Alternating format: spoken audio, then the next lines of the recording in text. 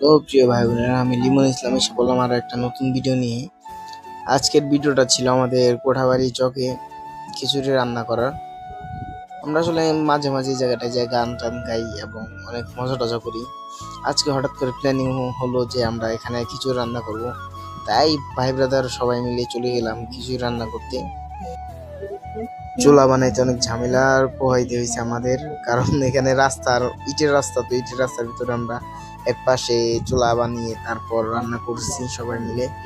তারপর আমাদের রান্নাটা দেখেন আপনারা, আপনাদের কেমন লাগে এবং বেশি বেশি করে লাইক কমেন্ট শেয়ার করবেন এবং ভিডিওটা উপভোগ করবেন। বলতে বলতে আমাদের মশলাটা কষানো হয়ে গেছে, এখন আমরা মাংস দিয়ে দিতেছি।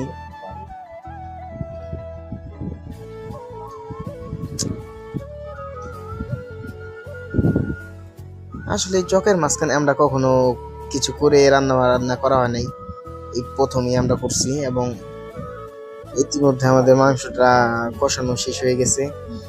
এখন আমরা কিছুক্ষণ পর আমরা চালটা দিয়ে দিতেছি। আর এখানে ক্যামেরাম্যান অন্য একজন ছিল, আমি চালটা নাড়তেছিলাম, মানে আসলে এমন কেউ ছিল না চাল নাড়ার মতো। আমি তাই ইতিমধ্যে চালটা নেড়ে দিতেছি এক হাতে। চালটা কষিয়ে নিয়ে আমরা পানি দিয়ে দিছি এবং কিছুক্ষণ পর আমরা খুলে দেখি রান্না হয়ে গেছে আমাদের খিচুড়ি। এখন আমরা সবাই ভাই ব্রাদার মিলে কলা পাতার ভেতরে চকের মাঝখানে একটা নতুন অনুভূতি আমাদের। কলা পাতার মাঝখানে সবাই বসে পড়ছে বাঁশ দিয়ে। এখন খিচুড়িটা খাওয়া শুরু করি আমরা, আপনারা দেখেন এবং লাইক কমেন্ট বেশি বেশি করে শেয়ার করবেন।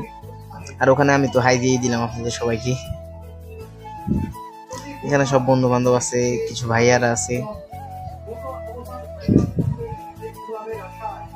আসলে আলহামদুলিল্লাহ খিচুড়িটা অনেক ভালো ছিল এবং আমার এদের খাওয়া শেষ। আসলে